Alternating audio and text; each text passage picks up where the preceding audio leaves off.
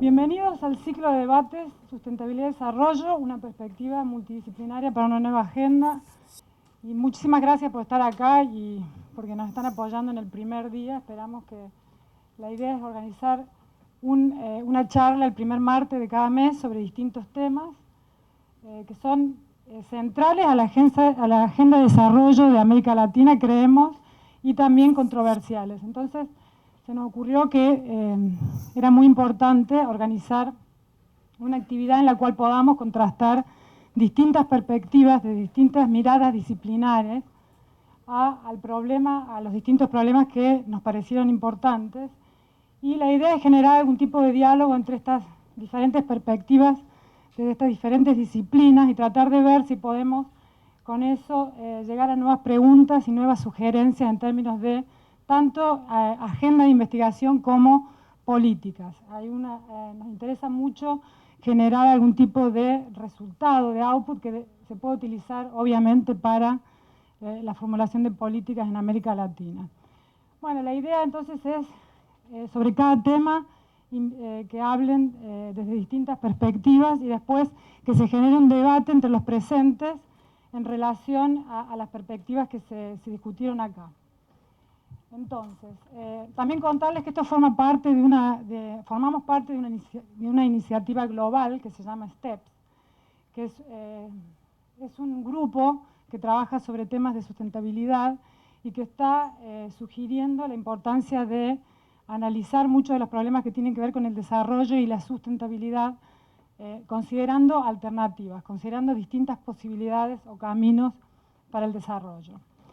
Bueno, el tema de hoy, esto me quedó medio cruzado. El tema de hoy, como ustedes ya saben, la pregunta que nos interesó debatir es cuál es la utilidad social del financiamiento público en biotecnología agrícola, más especialmente o más específicamente nos interesa el tema de las inversiones en transgénesis vegetal y nos interesa porque lo que nos interesa tratar de entender un poco más es hasta qué punto se justifica hacer inversión pública y gastar fondos públicos en el desarrollo de esta tecnología. Para eso invitamos 3 panelistas. Guillermo Anilló, que es licenciado en Economía de la UBA, magíster en Ciencia y Tecnología y Sociedad, está haciendo su doctorado, subdirige la maestría en Economía y Relaciones Económicas Internacionales y es consultor en temas de justamente política de ciencia, tecnología e innovación. Ana María Vara, que es licenciada en Letras, es magíster de la Universidad de Nueva York en temas de comunicación y tiene un doctorado en la Universidad de California. Ella además es profesora titular de la Universidad Nacional de San Martín y publicó recientemente un libro vinculado al tema que se llama Riesgo, Política y Alternativas Tecnológicas, entre la regulación y la discusión pública. Y por último, Pablo Pellegrini, que es investigador del CONICET, trabaja en temas de sociología de la ciencia y la tecnología, en particular en lo que se refiere a las articulaciones entre ciencia, agricultura y controversias en biotecnología. Es doctor en Ciencias Sociales y Filosofía del Conocimiento, magíster en Ciencia, Tecnología y Sociedad y además licenciado en Biotecnología. También recientemente publicó un libro que se llama Transgénicos, Ciencia, Agricultura y Controversias en la Argentina. Así que, bueno, como pueden ver, 3 miradas, esperamos diferentes con respecto al mismo tema y espero que la idea es que ellos presenten de 10 a 15 minutos, después que se genere algún tipo de reacción, debate, etcétera, y después van a tener derecho a 5 minutos más hacia el final para cerrar. Vamos a empezar con un orden, primero Willy, Pablo, después Ana María y después en la réplica vamos a revertir el orden. Para los que están preocupados por la comida, hay sándwiches, tenemos bebidas, pero no podemos utilizarlos acá adentro, así que bueno, tienen que aguantarse un poco y a la salida vamos a ofrecerles los sándwiches y la bebida. Entonces, yo primero voy a hacer una presentación muy breve de la motivación, por qué nos interesó, nos parecía importante trabajar sobre este tema y después dejo los panelistas. Bueno, ¿por qué nos pareció importante este tema? Porque observamos que a partir de las controversias que existen en relación a esta tecnología, constituye o es prioritaria dentro de la agenda de políticas del gobierno, se invierte para el desarrollo de la tecnología transgénica, inversiones, por ejemplo, del tipo que hace el gobierno en Bioceres, pero más que todo también los sistemas regulatorios que, en particular en el caso de Argentina, pero también en otros países, son muy favorables a la transgénesis y muchas veces, aunque no siempre, en detrimento de otras posibilidades tecnológicas. Entonces nos preguntamos si esto se justifica y, digamos, desde la teoría económica, ¿cuándo se justifica que haya inversión pública o que el Estado gaste sus fondos en incentivar una actividad privada? Cuando se piensa que las inversiones privadas van a ser menores a las deseables en dicha actividad porque, por ejemplo, hay beneficios públicos que exceden a los beneficios privados, entonces no hay suficiente incentivo para invertir todo lo que sería deseable. Esto puede ser tanto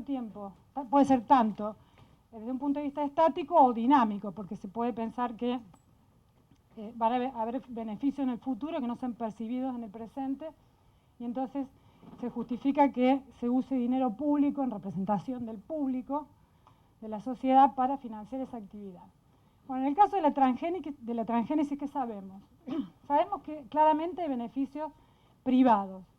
Para las empresas que desarrollan la tecnología, aquellas que pueden afrontar obviamente los costos regulatorios de bioseguridad y patentes, pero bueno, hay beneficios, de hecho las empresas están invirtiendo, sobre todo las grandes, y también hay beneficios para los usuarios en la medida que puedan y sepan utilizar la tecnología en términos de reducción de costos, facilitar el manejo de la actividad, etc. Pero estos son beneficios privados. Entonces la pregunta que queda abierta es, bueno, ¿hay beneficios sociales? ¿Cómo los identificamos? ¿Cómo los medimos? ¿Cómo los evaluamos? ¿Se puede?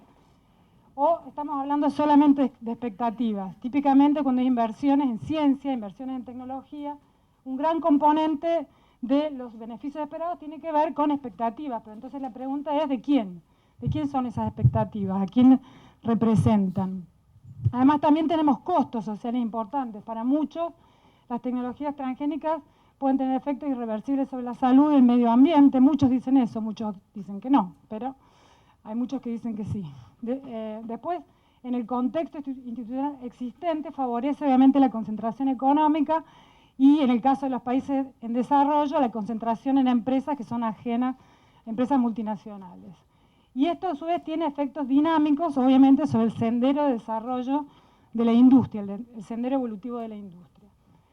Después, bueno, obviamente, por los costos que tiene asociado, por los altos costos, solo atiende mercados muy rentables y ofrece soluciones estandarizadas. Y más importante que cualquiera de los otros, tiene fuertes efectos crowding-out y lock-in, o sea, de fijación alrededor de una trayectoria que después es muy difícil de salir. Entonces, con esto en mente, lo que nosotros pensamos es que es muy importante entonces, a la hora de pensar si se va a financiar quizás la investigación de este tipo de tecnologías, es, bueno, por un lado, cuando pensamos en los beneficios, qué es deseable, quién determina lo que es deseable, a través de qué procesos se determinan, cuáles son los costos y quién finalmente son los que pagan los costos, y si esto tiene algún tipo de abordaje. Y más importante que cualquier otro, la comparación con alternativas, teniendo en cuenta una serie de dimensiones. Por ejemplo, el caso del mejoramiento genético convencional. Entonces, cuando tenemos todo esto en cuenta, una pregunta que nos hacíamos es, bueno, ¿hasta qué punto no deberíamos dejar a los privados que inviertan o debería el Estado estar invirtiendo? Bueno, eso es un poco lo que intentamos debatir hoy. Mi primera pregunta, y tiene que ver un poco con parte de lo que decía Anabel recién, el término de utilidad social me hace un poco de ruido. Primero, la utilidad entendida que puede venir del utilitarismo, y el utilitarismo tiene una carga bastante particular, más allá de que en su momento fue revolucionario.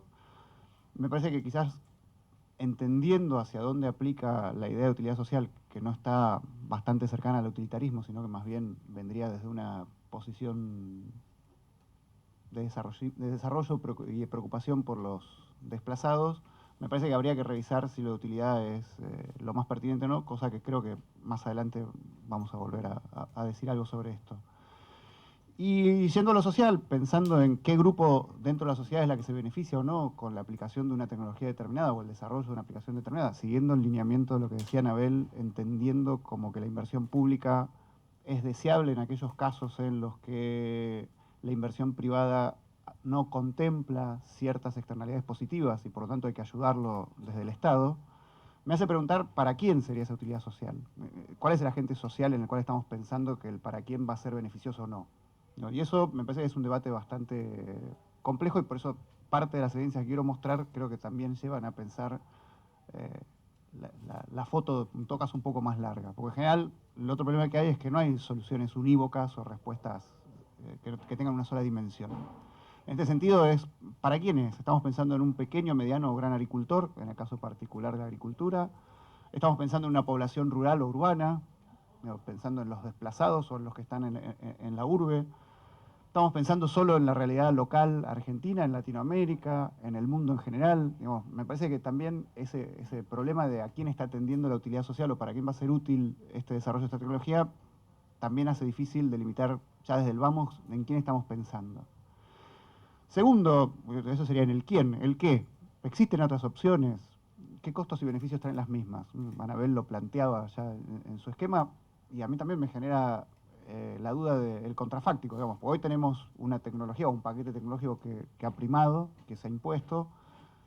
¿Cómo evaluar y de qué forma, en función de los desarrollos, del tiempo, de lo que ha llevado, cuáles son las otras tecnologías alternativas, qué beneficios y qué costos tienen?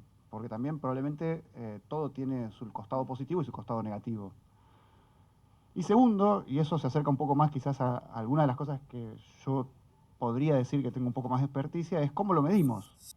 Lo que fuera, es cómo medimos la utilidad social. Cómo medimos, y la utilidad social en este caso yo lo veo mucho más relacionado con impacto. Y en general el impacto de las inversiones en tecnología o en I+D es muy difícil de medir y de mensurar. Primero porque es muy difícil aislar el efecto de esa tecnología determinada.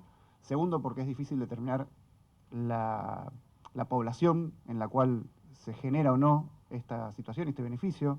Tercero porque probablemente hay que medir poblaciones alternativas, poblaciones que se vieron beneficiadas y poblaciones que se vieron perjudicadas. Entonces, bueno, ¿cómo mensuro yo? Y ahí viene de vuelta la idea de utilidad, ¿cuál vale más o cuál vale menos? El utilitarismo, y por eso digo que no me gusta la figura de utilidad social, diría, bueno, es la mayoría del beneficio. Entonces, todos los beneficios se miden por igual, toda la población es igual, y no me importa a qué población objetivo estoy. Si en la sumatoria final la utilidad total me da mayor, entonces es positivo. Me parece que acá la idea está, más bien es una idea rawlsiana, si se quiere, donde lo que se está buscando es el beneficio de los más desprotegidos. Entonces no lo mido y no lo mensuro igual, el beneficio de la gente que está en peor condición que otro que está en una condición mejor, ni que hablar del que está en la mejor condición. Entonces esto también genera gradientes. Pero estos son gradientes en materia de opinión, porque va a depender, ya aquí no hay una verdad revelada, sino que hay diferentes percepciones y que van hasta en el gusto. Entonces, déjenme pasar a algunos datos, que creo que esos sí son datos, para intentar llevar la discusión. Primero hay un hecho que viene siendo desde hace tiempo, pero la población mundial viene creciendo. Y principalmente en los países en desarrollo, además, digo, no en los países desarrollados. Es un fenómeno que lleva a la pregunta anterior, de ¿para quién? Y esto es gente que estaba en condiciones que antes no consumía y que ahora va a consumir y que ha mejorado su calidad de vida y por eso es que además se alarga la esperanza de vida, se alarga la esperanza al nacer y por eso hay ciertos lugares del mundo que están haciendo incrementar la población. Esto impacta claramente en la temática que estamos pensando hoy, que es la producción de alimentos. Esta gente tiene que alimentarse. Las proyecciones más conservadoras habla de 9.000 millones de habitantes, para esa fecha hay otras que hablan de 11.000. La buena noticia sería que las proyecciones de los demógrafos dicen que la población se establecería entre 9.000 y 11.000 millones, digamos, sin seguir creciendo. Pero esto es un crecimiento exponencial y que plantea un montón de desafíos. Creo que parte de esto, y también habrá oportunidades, como todo desafío. ¿Dónde es que se va a concentrar la humanidad? Bueno, y esto también me parece importante, ahí dentro de ese círculo vive más gente que afuera. Esa es la gente que va a demandar alimentos. Pero no es solo esa gente, porque si hacemos la proyección, fíjense que África viene creciendo también a tasas más grandes que el resto. Por lo tanto, África le faltan décadas, probablemente, pero va a seguir un proceso similar. todo eso es demanda de alimentos, primero, de un montón de otras cosas, pero primero se tienen que alimentar. Y a su vez, fíjense que en la repartición de toda estadística esconde, esto es la media, la población de nuestros países, ahora ya me estoy refiriendo a Sudamérica, en general no está en las condiciones de los más desplazados, si uno mira lo global. Es mucho peor la situación africana, y los países asiáticos vienen creciendo, pero todavía tienen un ingreso per cápita promedio más chico que el de nuestros países. Entonces, esto a su vez no se ve bien, pero es una filmina que tenía Guy Henry, que me parece que plantea bastante bien los desafíos que vienen. Él lo pone como el fin de la era del petróleo, me parece que es bastante importante verlo de esa manera, porque finalmente en el origen de lo que estamos hablando es de energía, más que de alimentos. El petróleo es un fin, digamos, es un recurso finito y por lo tanto está cumpliendo su trayectoria. El aumento de la población no hace más que incrementar la velocidad de finalidad de ese recurso y hay que empezar a pensar en alternativos. Esto empuja los precios de todos los bienes en general hacia arriba, lo venimos viendo. Esto no es inocuo en términos de cambio climático, entonces también las decisiones que se tomen de tecnología para reemplazar el tipo de combustible, más allá de que decidamos o no quemar todo el petróleo que queda, también tiene consecuencias de tipo climatológicas y eso también entonces impacta sobre el propio, hay una entropía en el sistema que en general no está bien determinada y las demandas de todo esto parece que evidentemente recaen o repercuten sobre la disponibilidad de recursos naturales que puedan venir a reemplazar estos recursos naturales finitos, o sea, recursos naturales renovables por recursos naturales finitos. Y esto es semillas. ¿Y por qué es esto? Porque finalmente cada vez más la humanidad, y esto lo ha hecho la humanidad desde que dejó de vagar por ahí y decidió asentarse en ciertas poblaciones, y cada vez este fenómeno avanza más en este sentido, las plantas y la tierra es tomada como una fábrica que se utiliza para transformar energía. Y el hombre lo que ha ido buscando a lo largo del tiempo en la evolución es mejorar la tasa de conversión de energía solar en energía de algún modo consumible. El petróleo, después de todo, no es más que este mismo proceso, pero con muchos años de asentamiento. Por lo tanto, la Tierra es una máquina que a través de la fotosíntesis y las plantas está cambiando y transformando energía. Que yo puedo usar esa energía de varias maneras. La puedo usar para lo agrícola per se, lo puedo hacer para alimentar alimentos, exactamente, alimentar ganado y en pie, lo puedo ir transformando, o lo puedo sacar desde ese lugar para transformarlo en energía o en productos industriales. Y estas son las ventanas que se han ido abriendo con el desarrollo de la biotecnología. No voy a ponerme a hablar de biotecnología, hay un biotecnólogo en la sala, sabe mucho más que yo y calculo que algo va a decir, pero no lo sé. Pero digo, este fenómeno es en el cual la humanidad viene transitando y caminando, buscando a través de esto dar respuesta a lo que veíamos antes como el aumento de la demanda. No sé si es la mejor solución, no sé si se tienen en cuenta las entropías del propio sistema y que puede llevar a un colapso. Lo que se ve es que cuando uno ve la evolución, en general el sistema confluye hacia esta línea. Y acá viene la parte que podría ser una oportunidad, y como antes dije, una amenaza es una oportunidad, en este caso una oportunidad también es una amenaza. Las proyecciones que dan los estudios de la gente que supuestamente sabe de esto, es que para los próximos 30 años, la zona del mundo que puede responder a este aumento y incremento de la demanda por recursos naturales renovables es Sudamérica. Esas son las proyecciones de la producción de cereales y en realidad está asociado a la capacidad de incorporar tierras fértiles. Con un agregado, estas proyecciones que dicen que puede aumentar la producción, en general se basan en un 80%, no tanto, a ver, un 20% es por incremento de incorporación de nueva tierra, a los que les preocupa la deforestación, ya me voy a acercar.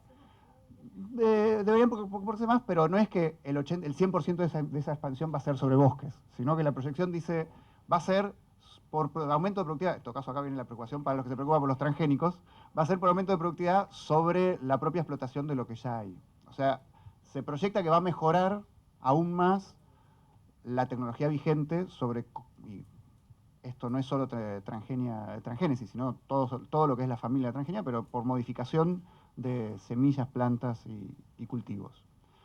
Esto simplemente para ver lo complicado que es ahora la producción y que no es una producción localizada, sino que por eso volví a decir cuál es el objeto, sino que cualquier producción que veamos está encadenada y tiene una territorialización. Estos son los señores del Ferrero, los que hacen el Ferrero Rocher, en la casa del embajador. Bien, y ahora yendo más a la realidad local, voy a apurar un poco, claramente ahí Argentina tuvo un salto a partir de la incorporación de este paquete tecnológico. Nos puede gustar más o menos, pero eso implicó que Argentina tuvo ese salto. Lo que es interesante destacar es que el salto anterior, en la Revolución Verde tardía, estaba horadando la tierra y la estaba degradando, la siembra convencional, y todavía hoy está viendo ese fenómeno. En la zona, acá, segundo, no es para todo el país, esto está repartido y los 4 principales cultivos, que es prácticamente donde más transgenia hay y más aplicación de este paquete tecnológico se da, es en esas zonas. Quiero destacar que, por ejemplo, el caso del trigo, esa parte roja que ven, que es donde más se produce trigo, en este momento está siendo principalmente explotada por siembra convencional y está degradando la tierra. Hay estudios donde se está viendo que cada vez se está desertificando más y es la gran preocupación que hay en este momento en los productores de la zona.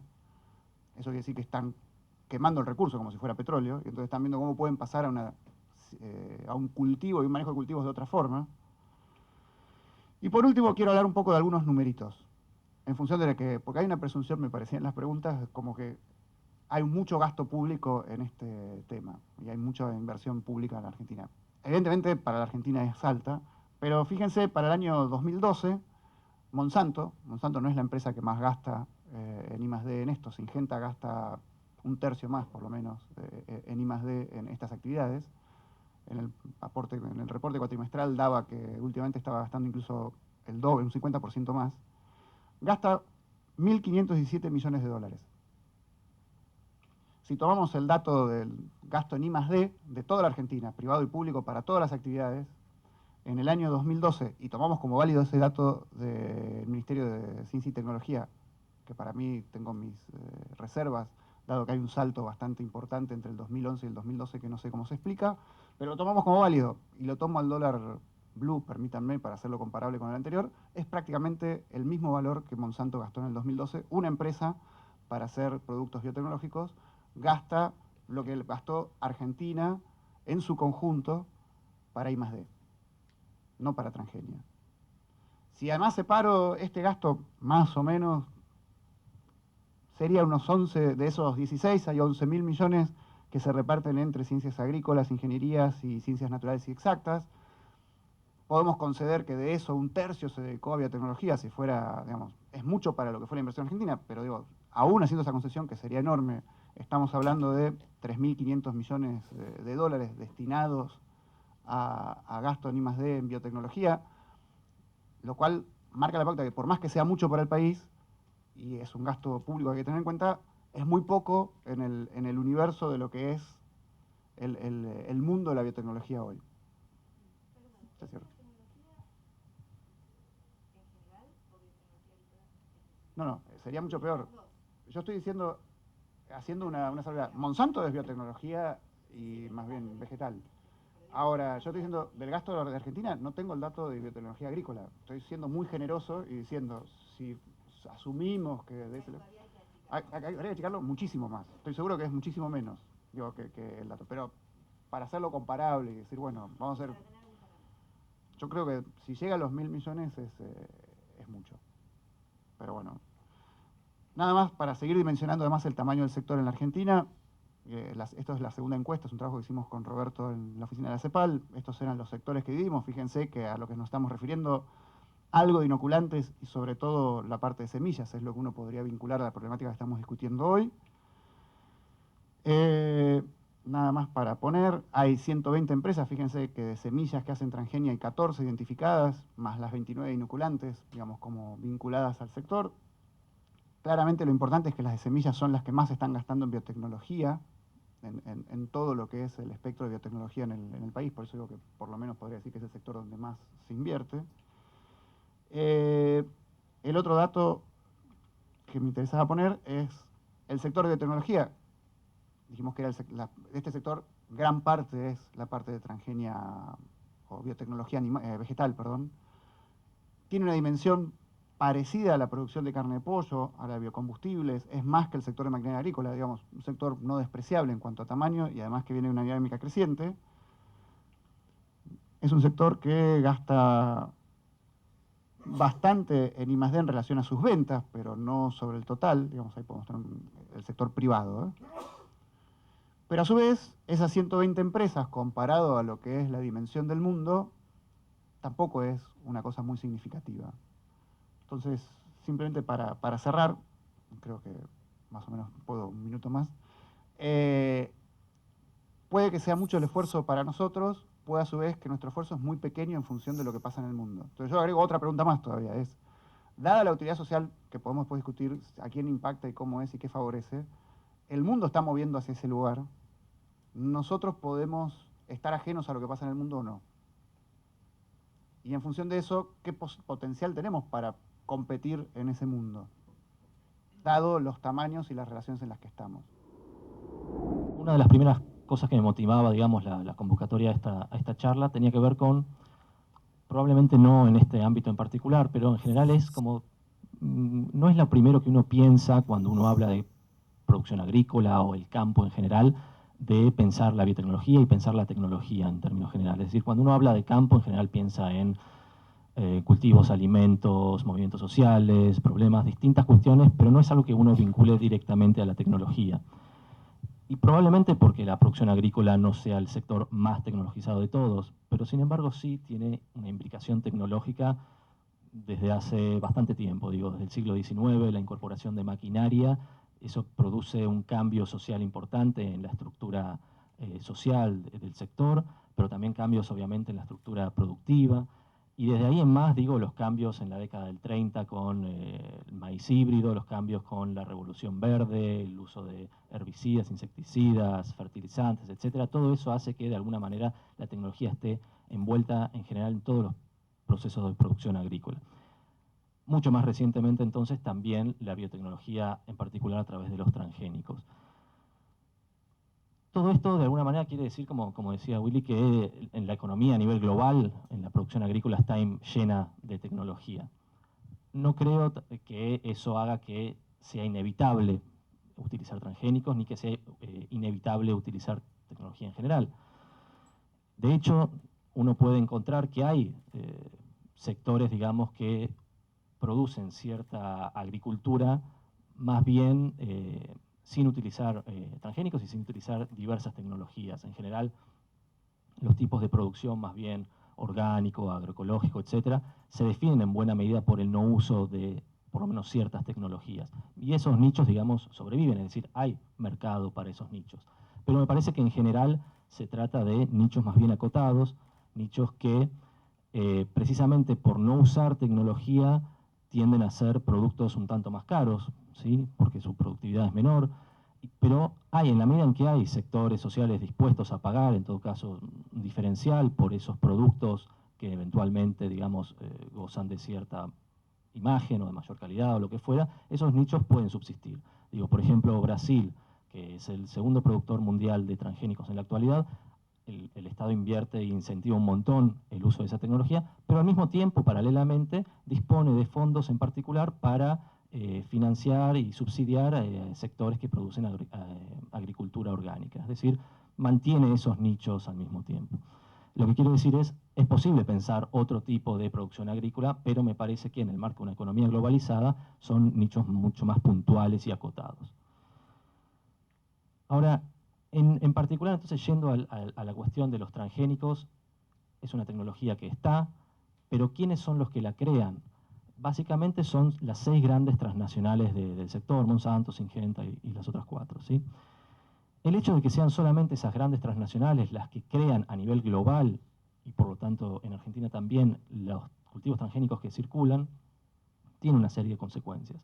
En primer lugar, que el tipo específico de transgénicos que diseñan son las que interesan a su escala de economía globalizada. Por lo tanto, no les interesa, digamos, desarrollar un cultivo transgénico que sea útil, por ejemplo, para resistir a una enfermedad de los cultivos que solamente incide en el cono sur. Le interesa algo que tenga una propiedad mucho más global, por ejemplo, la resistencia al glifosato, ¿sí? O por ejemplo, la resistencia a ciertos insectos que pueden estar en distintas regiones, ¿sí?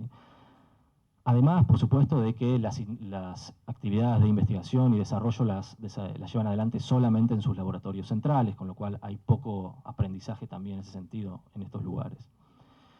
En ese sentido, invitaba, digamos, a pensar el término de soberanía tecnológica, que tampoco es muy habitual y mucho menos cuando se lo vincula al campo, para pensar qué posibilidades hay de desarrollar tecnologías de transgénicos propias. Y en ese sentido, me parece importante mencionar, sí, que en la Argentina hay una trayectoria, digamos, de investigación y de desarrollo en transgénicos desde el sector público, ¿sí? Trayectoria que empezó a principios de los 80 y que lo llevó a ser el primer país, básicamente, de América Latina que desarrolló un cultivo transgénico muy a principios de los años 90. Es decir, la existencia de esas trayectorias son fundamentales para poder pensar las capacidades de un desarrollo propio en ese sentido. Ahora, digamos, la pregunta un poco que convocaba a esta charla tenía que ver con el rol del financiamiento público en el sector. Y yo también me preguntaba en qué sentido damos por hecho que hay tal financiamiento, ¿sí? Es decir, obviamente existen programas de financiamiento, obviamente hay financiamiento, pero lo diría que es sobre todo financiamiento dirigido a la investigación, en todo caso, en estos temas, ¿sí? Y eso no define, digamos, quién se apropia después del producto de esas investigaciones. ¿Para qué sirven entonces esas investigaciones financiadas del sector público? Una de las primeras cosas, aunque no sea uno lo primero que podría pensar, es que, por ejemplo, sirve para generar algunas capacidades que se han utilizado, por ejemplo, para el desarrollo del marco regulatorio en la Argentina. Es decir, el hecho de que ya hubiera en los años 80 investigadores argentinos que estuvieran desarrollando transgénicos, permitió que a la hora de elaborar un marco teórico para regular esta tecnología, hubiera, digamos, capacidades que pudieran hacer uso y desarrollar estos marcos regulatorios. Pero, digamos, me parece que no se termina ahí el uso de esas capacidades. Digo, en todo caso, hay un financiamiento público a la investigación, pero eso no es lo mismo que un financiamiento, en todo caso, público hacia la innovación en transgénesis vegetal. En ese sentido, yo diría que el rol del Estado en la Argentina, vinculado a los transgénicos, se ha orientado más que nada a un rol de regulador de la tecnología. Sobre todo porque más allá de la existencia de programas de financiamiento de la investigación, el rol que han ocupado los organismos como la CONAVIA es más que nada, digamos así, de regular, en cierto sentido, la calidad de los productos que hay o que se pretende que ingresen al mercado. La calidad en términos de seguridad para el consumidor, de seguridad para el medio ambiente, etcétera. De exigir una cantidad de ensayos en torno a eso. Pero no es un rol del Estado dirigido a que aquellas investigaciones, por ejemplo, financiadas por el sector público, efectivamente lleguen al mercado. Yo les decía que Argentina fue pionera en materia de investigación y desarrollo del sector público en transgénicos. Hace casi 25 años que se obtuvo el primer transgénico en la Argentina. Y sin embargo no llegó ni está cerca de llegar al mercado, un cuarto de siglo después. En ese sentido, hay un financiamiento público para la investigación, hay un rol del Estado que es un Estado más regulador, pero no se concibe a sí mismo como un Estado innovador en términos de lo que serían los transgénicos, ¿sí? Eso me parece que sería un paradigma distinto, digamos. ¿En qué medida el Estado puede dar un salto en ese sentido y producir una innovación en torno a investigaciones que tiene? En ese sentido, digo, pensar un Estado innovador en transgénesis vegetal amplía mucho más las posibilidades de apropiarse de los beneficios de los transgénicos, ¿sí? En ese sentido, también distinguiría, cuando uno piensa la utilidad de los transgénicos, entre, digamos, quienes pueden beneficiarse, quienes pueden acceder, por un lado, a los transgénicos y quienes pueden beneficiarse de ellos, que por ahí no es exactamente lo mismo, digamos. Hoy por hoy, quienes pueden acceder a la tecnología de los transgénicos son básicamente productores agropecuarios con cierto capital, porque para poder acceder al paquete tecnológico, para que se vuelva más rentable los transgénicos, hay que disponer de un capital para comprar las semillas, las maquinarias, los herbicidas asociados, etc. Entonces, no cualquiera puede acceder a eso. De todos modos, es posible pensar políticas para ampliar ese acceso. Pero así todo, quienes se benefician de eso no es exactamente lo mismo de quienes acceden al uso de esa tecnología. Por un lado, porque, sobre todo, si uno pudiera pensar en un Estado innovador en ese sentido, que produjera, digamos, que no solo financie investigaciones, sino que pudiera ser capaz de volcar en el mercado productos que ha desarrollado, implicaría, digamos, hacer involucrar a otro actor que no sea las grandes transnacionales como creador de tecnología en ese sentido.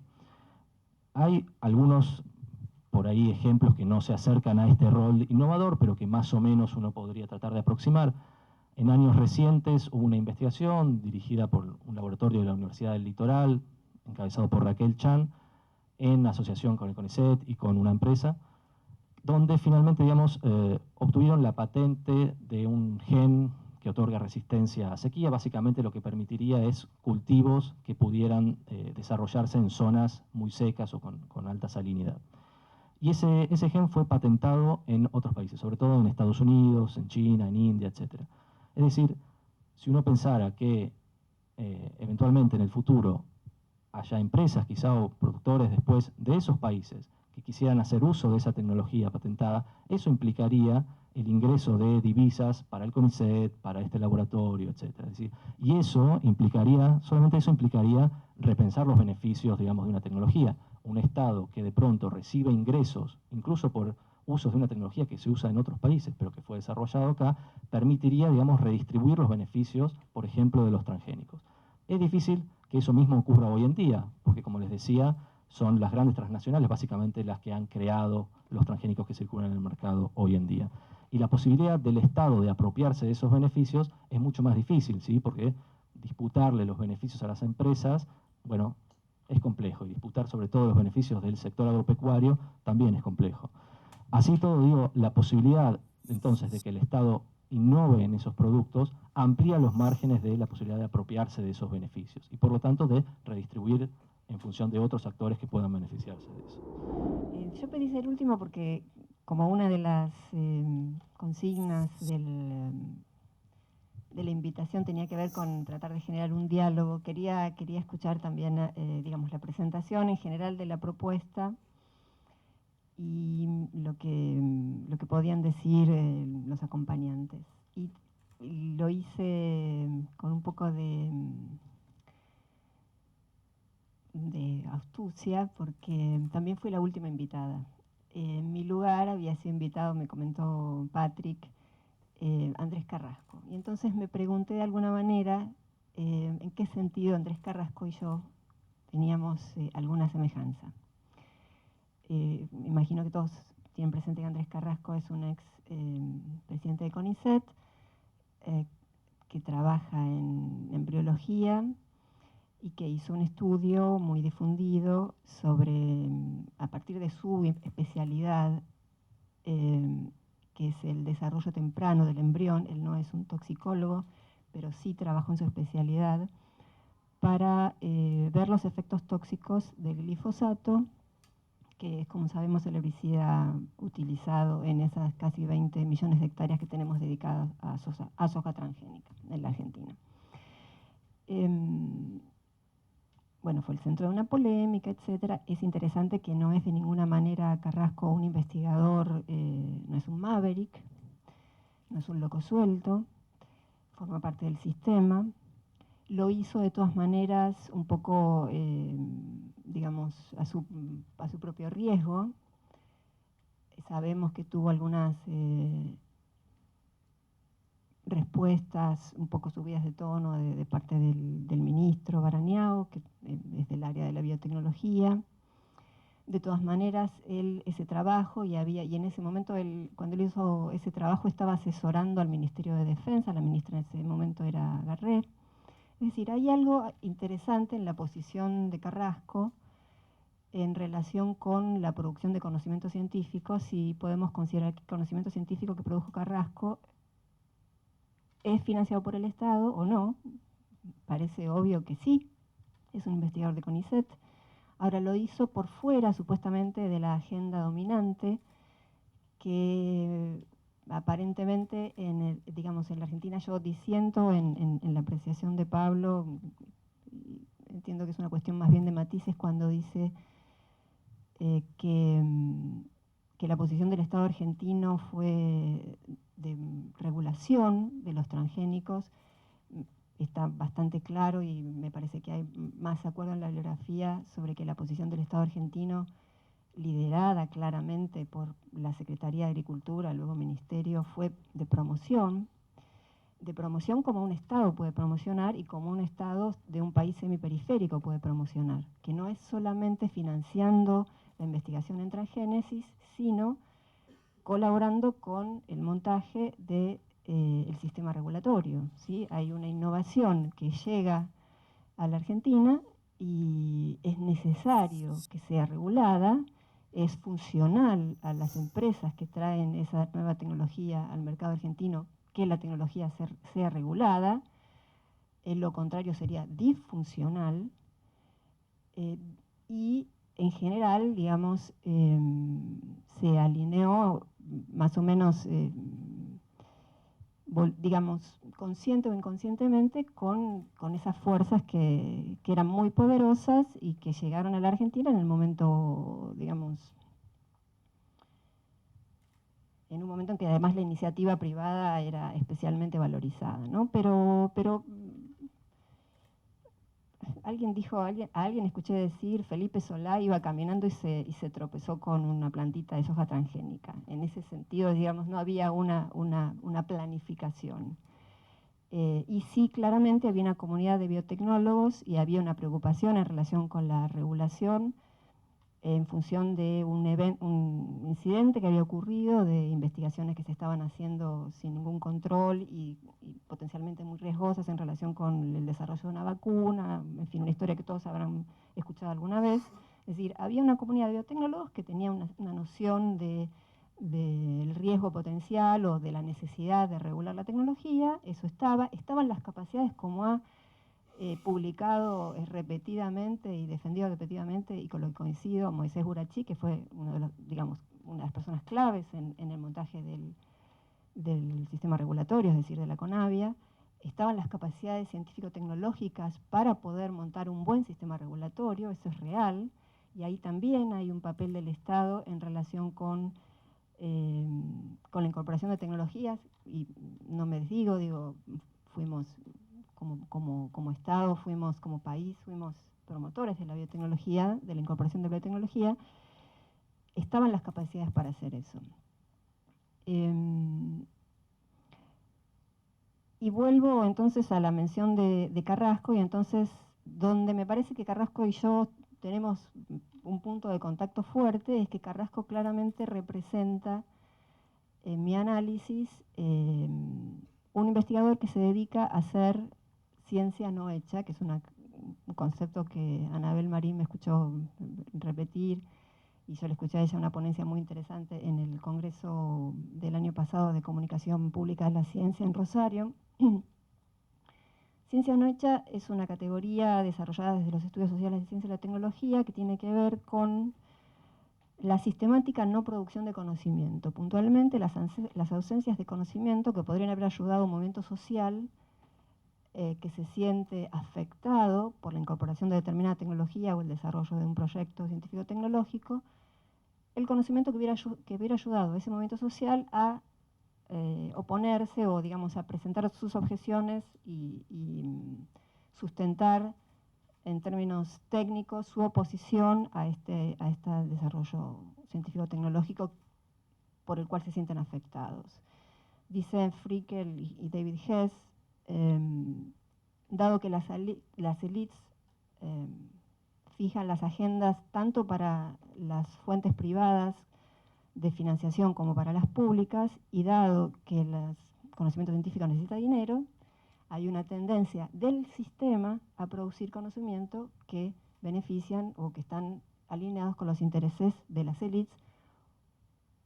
Y ahí tenemos que abrir ese concepto, como proponía Guillermo al comienzo de su exposición. Me parece que Guillermo abrió muy bien su exposición, digamos, la problemática al comienzo, después la cerró, en mi opinión, un poquito cuando se centró específicamente sobre la necesidad de producir alimentos, que todos sabemos que es un argumento muy afín al desarrollo, digamos, a la promoción y que es y continúa siendo quizás el argumento central con el cual las empresas transnacionales promueven los transgénicos, tal como la tecnología de transgénicos se desarrolla en este momento, ¿no? Porque está clarísimo que estamos hablando de una tecnología que puede separarse de las condiciones, por lo menos conceptualmente, obviamente no en el mundo real, pero sí puede separarse conceptualmente del modo como la tecnología o el momento histórico de capitalismo globalizado,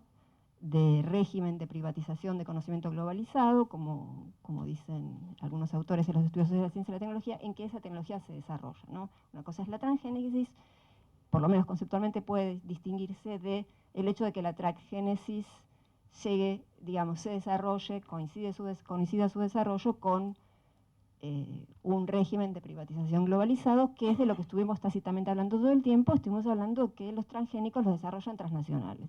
Y no los desarrollan transnacionales, no solo porque invierten más en laboratorio, sino porque tienen muchísimo más dinero para atravesar las barreras regulatorias. Y es ahí donde estamos básicamente estancados los países periféricos y semiperiféricos.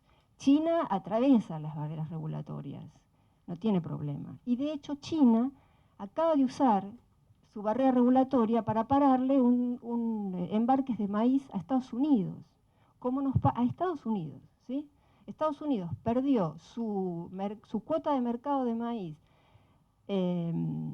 europea en los 90, que la aprovechó Argentina porque Estados Unidos seguía aprobando transgénicos que no habían sido aprobados en Europa, y ahora se enfrenta a ese mismo tipo de barrera regulatoria en China, que China la usa cuando quiere. No la venía usando, estuvo comiendo ese maíz que no lo tienen aprobado o usándolo para forraje hasta ahora, y este año, no sé si vieron en The Wall Street Journal de Américas, es una de las novedades, China le dice, ahora aprovecha porque evidentemente cambia su política en algún aspecto más profundo que meramente de transgénicos, y le dice a Estados Unidos, ¿sabes qué? Vos aprobaste este evento está llegando a China porque nos segregás, yo te paro acá. A nosotros China nos hizo eso, está usando claramente la barrera técnica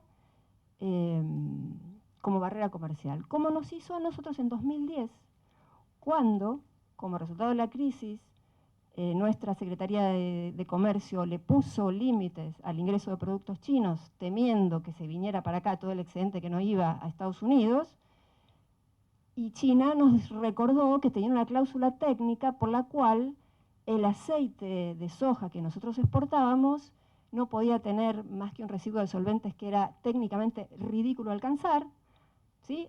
Así es la regulación china. Nosotros en su momento dijimos, bueno, muchachos, tiene una regulación demasiado exigente, pero ellos nos dijeron, no se preocupen, no la vamos a hacer valer. Por supuesto, no la hicieron valer mientras no quisieron. Y cuando quisieron, en 2010 nos dijeron, ¿saben qué? Superan el residuo de solvente en el aceite de soja, ¿sí? Y estamos hablando de fuerzas económicas poderosas, estamos hablando de actores económicos poderosos, y entonces lo primero quizás que tendríamos que pensar es, o tendríamos que poner entre paréntesis, o debería ser el foco de nuestra reflexión y de nuestra investigación, es cuáles son las capacidades, cuáles son las posibilidades reales de decisión y de acción de los estados o países semiperiféricos. Sí, insisto, China le está diciendo a Estados Unidos, no te compro maíz. China y Estados Unidos. Y habrán visto ayer en el diario que China, digamos, es ahora la segunda economía y poco tiempo más podría ser la primera. De esas fuerzas estamos hablando, de esas fuerzas estamos hablando. Y cuando decimos si el Estado argentino debería o no invertir en transgénesis, en realidad, ¿qué estamos diciendo? De hecho, necesitamos, si bien, digamos, no podíamos poner un transgénico en el mercado, ese del que hablaba Pablo, sí necesitamos esas capacidades para poder incorporar esas tecnologías que, y sobre eso no hay duda, le significaron a los productores argentinos, en particular en relación con la soja, los estudios son muy consistentes en este sentido, a los productores argentinos y al Estado argentino, la soja le significó unos ingresos importantísimos. El año pasado publicamos un trabajo justamente financiado por STEPS, donde entrevistamos a distintos actores y uno encontraba que uno de los aspectos en los que hay acuerdo, tanto en actores rabiosamente pro-transgénicos como en actores rabiosamente antitransgénicos en la Argentina, es la cantidad de dinero que ingresó a la Argentina y que no fue solamente a las transnacionales en función de la soja, por aspectos específicos de la soja transgénica, por aspectos específicos de la incorporación de la soja transgénica en la Argentina que no se repitieron con el maíz ni con el algodón y que es muy poco probable, casi diría imposible, que se repitan con futuros transgénicos, ¿sí? Y es tema de otra cuestión. Pero esto lo reconocen los propios actores. Si hoy estuviera sentado Carrasco aquí, diría, sí, claro, la soja produjo mucho dinero. El punto es también cuánta enfermedad y cuánta muerte produjo, ¿sí? Debido a la toxicidad del glifosato y debido en general al paquete tecnológico y la necesidad en gran medida por el monocultivo de incorporar una cantidad de otros de agroquímicos más ampliamente. Como conclusión, no quisiera... Odio la frase es mejor abrir preguntas que dar respuestas. Odio esa frase. Pero en este estado del diálogo, volviendo a la noción de ciencia no hecha, y una presentación que era la que tenía preparada y que no hice, que es el ámbito ahora muy activo de sociología de la ignorancia. Hay en sociología por lo menos 3 autores importantes, Robert Proctor, Matthias Gross y Ulrich Beck, trabajando con Peter Welling, en sociología de la ignorancia. Las preguntas que nos tenemos que hacer acerca de lo que no sabemos porque no lo queremos saber, de lo que no sabemos porque no tenemos idea que no lo sabemos, de lo que no sabemos porque lo dejamos de hacer, lo sabíamos y lo olvidamos, de lo que no sabemos porque hay actores que activamente están produciendo conocimiento para que no lo sepamos, ¿sí? Y esto es muy importante en la cuestión de la regulación y el papel de las multinacionales.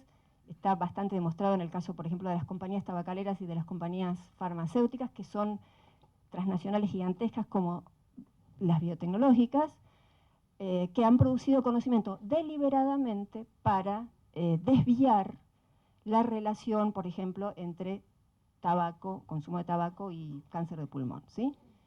Es decir, básicamente me parece que tenemos que abrir el campo y hacernos preguntas sobre lo que no sabemos y ampliar enormemente, digamos, abrir como en toda su complejidad nociones que hemos estado usando en este encuentro como privado-público, privado. Guillermo abrió muy interesantemente la noción de utilidad, la noción de sectores sociales, cuáles son los sectores sociales, la idea de país. Hablamos de políticas de países como si Jamaica y Estados Unidos fueran lo mismo. Usamos la palabra país como si fueran dos equivalentes. Y está claro que Jamaica, Estados Unidos, China, Argentina, claramente no pertenecen a la misma categoría. Así que bueno, simplemente diría, mi recomendación es, llevemos nuestra mirada un poco hacia la cuestión de todo lo que no sabemos para empezar a ver cómo avanzamos. La idea ahora es abrir un poco el debate, tomar preguntas, comentarios, sugerencias y finalmente, ya les he dicho, van a tener 5 minutos más para volver sobre las preguntas, comentarios, etcétera. Así que bueno, con ustedes. Cuando vos hablas del Estado innovador, ¿podrías especificar? O sea, diste el ejemplo ese del Chaco de la universidad, ya no me quedó claro si es el Estado subsidiando I+D privada, si es asociado el Estado con sector privado, como podría ser el ejemplo que diste de la universidad con una empresa privada. Si podrías elaborar un poquito más a qué te referís con Estado innovador, ¿no? Yo tenía una pregunta para Pablo y otra para Willy. Para Pablo, primero es, en la exposición pareciera que vos pensás que de alguna forma se puede separar la producción de semillas transgénicas o investigación en transgénicos de las multinacionales. Y mi pregunta es, ¿cómo vos pensás que eso puede lograrse? Porque para mí son dos cosas que han nacido juntas y continúan estando juntas y veo como complicado que se pueda lograr. Por ejemplo, si uno piensa en el caso del famoso Golden Rice, que nunca se terminó de comercializar, pero que fue un invento realizado por científicos independientes de la comunidad de investigación pública europea, que luego a la hora de realmente generar la innovación, o sea, después de la investigación, para generar la innovación, por los conflictos de licencia que eso llevaba, porque justamente para poder generar esa innovación deberían hacer acuerdos de licencia con no me acuerdo cuántos, pero 50 actores diferentes, tuvieron que ceder de alguna forma o negociar con una multinacional, en este caso Syngenta, para que fuera ella quien hiciera el desarrollo finalmente de esa investigación hecha por el sector público. Entonces yo me pregunto cómo pensás vos que esa historia se puede separar de alguna forma, ¿no? Un poco volviendo con la pregunta del Estado innovador, o sea, ¿a qué te referís? Y para Willy, también coincido con Ana María, me gustó mucho el planteo inicial de todas las preguntas que se abren y a qué llamamos utilidad social. Efectivamente, uno cuando arma un párrafo de debate es como muy difícil de contemplar todas las variantes y todas las percepciones e interpretaciones que puede tener cada una de las palabras. Y me pregunto por qué focalizaste en el tema de los alimentos de vuelta, porque me parece como, primero, o sea, todos los transgénicos que existen son de productos agrícolas que no son comestibles.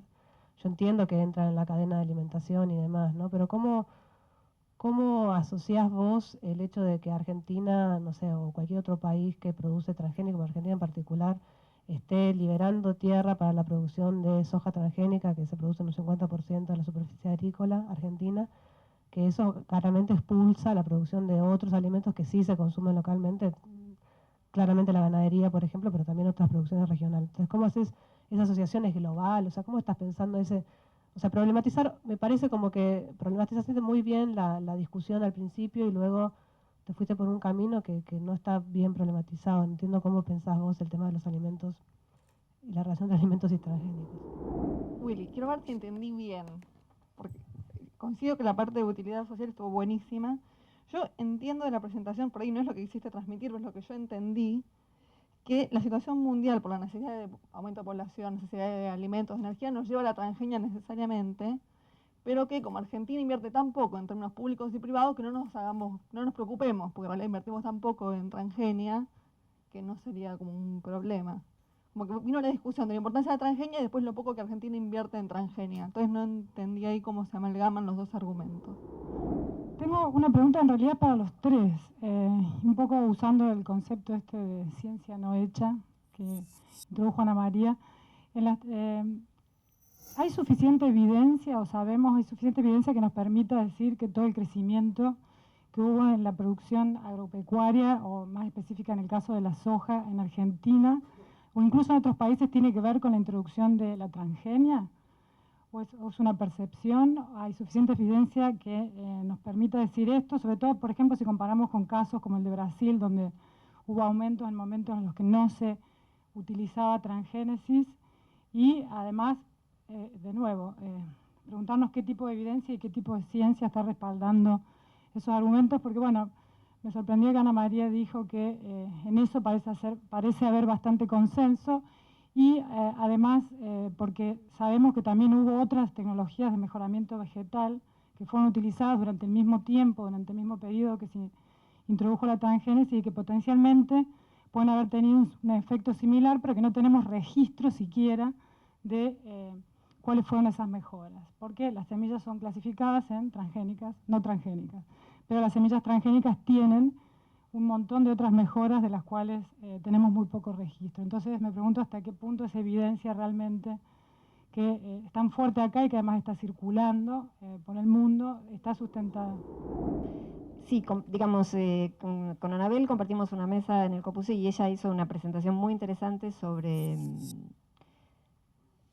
lo poco que se había investigado y lo poco que aparecía, o casi cómo no aparecía como argumento, el mejoramiento convencional, específicamente en relación con la soja transgénica, que no se ha estudiado y no se lo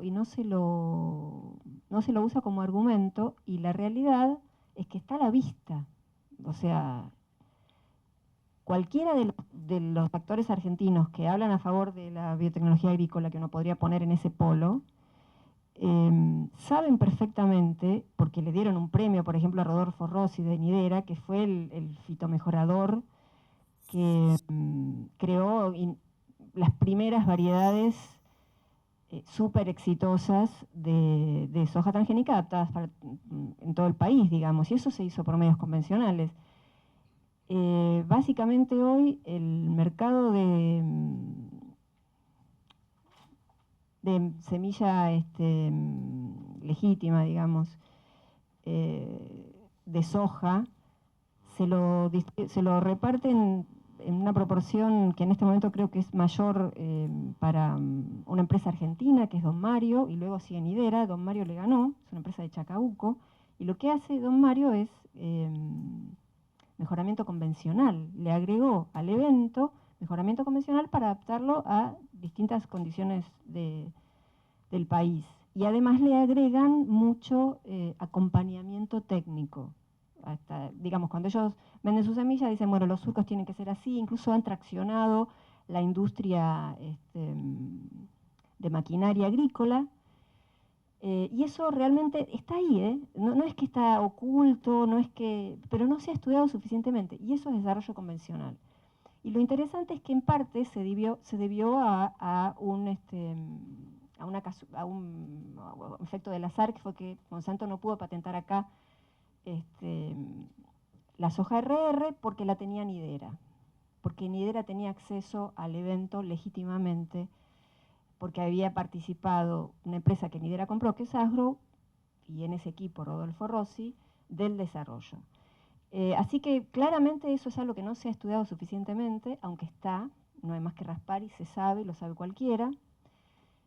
Y a su vez, digamos, como su producto ha producido que una empresa como Don Mario, que es una empresa argentina, haya crecido con la soja, pero insisto, con la soja tal cual, digamos, con este paquete, haciendo desarrollo convencional, pero con este paquete, que es prácticamente, digamos, es en el mundo, no es en la Argentina la soja RR, que es muy exitosa. Creo que, digamos, hoy no tengo las cifras, pero hasta hace poco tiempo, estoy segura, era el evento exitoso.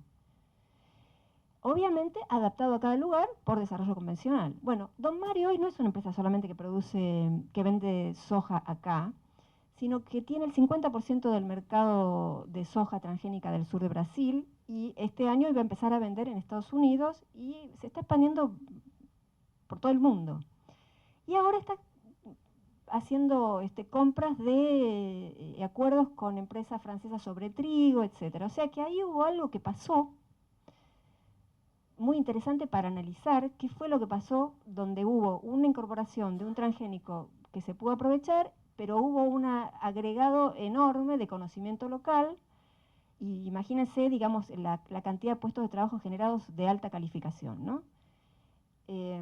Cuando hablábamos en general, digamos, cuando escuchaba las exposiciones, también pensaba que nos estaba faltando a todos detalle, casos empíricos, porque realmente a veces estamos en un nivel de generalidad donde no llegamos como a engranar y a poder pensar qué es lo que realmente está pasando. Don Mario es un caso súper interesante para verlo desde esa perspectiva. Y de hecho, y esos son súper conscientes de esto, Don Mario recibió la soja intacta, es decir, el siguiente desarrollo de Monsanto en esta línea, cuando ellos quisieron, cuando ellos lo necesitaron, para cuando Monsanto lo iba a lanzar en la Argentina, ellos ya tener las variedades desarrolladas, ¿sí? ¿Y cómo lo lograron? Por tener porción de mercado. Es decir, así me lo dijeron ellos directamente, el jefe de desarrollo. gracias a que teníamos porción de mercado, nosotros nos podíamos sentar a negociar con Monsanto y decirle, muchachos, nos tienen que licenciar, intacta. ¿Sí? Entonces ahí también está pasando algo. Y es una empresa argentina que se desarrolló en estos años, pequeña, mediana, digamos, que se está sentando a negociar con la gran transnacional. Bueno, ahí está pasando algo que merece ser estudiado, digamos. Tengo varias cosas para ir respondiendo, voy a hacer... Pero por ahí podría empezar con algo un poquito más técnico que tiene que ver con la diferencia entre esto de lo que es el mejoramiento convencional y la transgénesis, porque son cosas distintas y no son excluyentes, como de alguna manera se daba a entender Ana María. O sea, todas las empresas que crean transgénicos, empresas que podríamos llamar obtentoras, que obtienen un nuevo transgénico, que básicamente dijimos las grandes 6 transnacionales, después necesitan en cada país de empresas adaptadoras que lo que hacen es tener variedades de cultivos que mejoran convencionalmente temporada tras temporada para que incorporen ese transgén en las variedades que esas semilleras trabajan, ¿sí? Ahora, el mejoramiento convencional se usa precisamente porque se diseñan, digamos, con cruzamiento convencional, etcétera, semillas que están de alguna manera preparadas para cada ecosistema, para cada condición climática, para cada zona geográfica, etcétera. Por eso las semilleras locales tienen una utilidad ahí que las transnacionales necesitan, ¿sí? Ahora, por mejoramiento convencional simplemente se puede acceder a intercambiar genes, digamos, entre la especie del cultivo. La transgénesis produce un salto cualitativo en ese sentido porque lo que permite precisamente es incorporar un gen que estaba en otra especie. Eso que antes era considerado una barrera evolutiva, ¿sí? Con la transgénesis se rompe, se puede incorporar un gen de otra especie. Y eso lo que permite es que ese cultivo tenga una propiedad que con mejoramiento convencional nunca podría tener, ¿sí? La resistencia a glifosato, por ejemplo, ¿sí? O la resistencia a lepidópteros, que viene de un gen de una bacteria, ¿sí? En términos generales, digamos, habría que esperar quizá millones y millones de años de evolución para que solamente por mejoramiento convencional se alcanzara esa característica, ¿sí? Digo, son dimensiones completamente distintas, entonces la transgénesis permite un salto cualitativo al introducir eso. Pero de todos modos, las empresas que desarrollan transgénicos necesitan que hacen empresas semilleras que adapten, que incorporen ese transgén en las variedades locales. Pero de vuelta, esas semilleras, entonces, locales, después tienen que pedirle, licenciar ese transgén a la obtentora, ¿sí? Entonces hay una división de roles también. Pero digo, el mejoramiento convencional por sí mismo se estima que más o menos produce un aumento de productividad del 1,5% anual. ¿Sí? Solamente, digamos, produciendo una mejora convencional, adaptando más a las características locales. Ahora, con lo transgénico, digamos, se incorpora, como decía, un salto distinto porque permite otorgar una característica completamente distinta. De pronto hay plantas que pueden crecer en sequía, casi sin agua. Eso no se puede obtener por mejoramiento convencional. Ahora, yendo un poco a las preguntas o las inquietudes que van surgiendo, a mí me parece que, de alguna manera, todo tenía que ver con en qué medida se puede ampliar el juego y qué implica eso. Esto que por ahí mencionaban, aunque se lo preguntaban más a Willy, pero yo me meto en esto de en qué sentido, digamos, si en definitiva el Estado invierte en investigación en transgénesis, pero es poco en relación a lo que invierte en una gran transnacional, ¿qué sentido tiene eso, ¿no? Y ahí yo, digamos, analizando, digamos, los costos de una innovación, de cuánto cuesta desarrollar un cultivo transgénico, todos los estudios indican que la etapa más costosa y hasta la más larga es la etapa de regulación. Todos los ensayos necesarios que exigen los distintos estados para poder llevar un producto al mercado, ¿sí? Obviamente que también hay diferencias en la etapa, digamos, primera de investigación de laboratorio, ¿sí? Ahí una diferencia es que una empresa como Monsanto o como Syngenta, que tienen muchísimos recursos, pueden probar de pronto un mismo gen en distintos lugares del genoma y cómo se ubica en distintos lugares y si eso produce una mejora un poquito diferencial. Mientras que en un laboratorio argentino las posibilidades de probar eso disminuyen mucho más, ¿sí?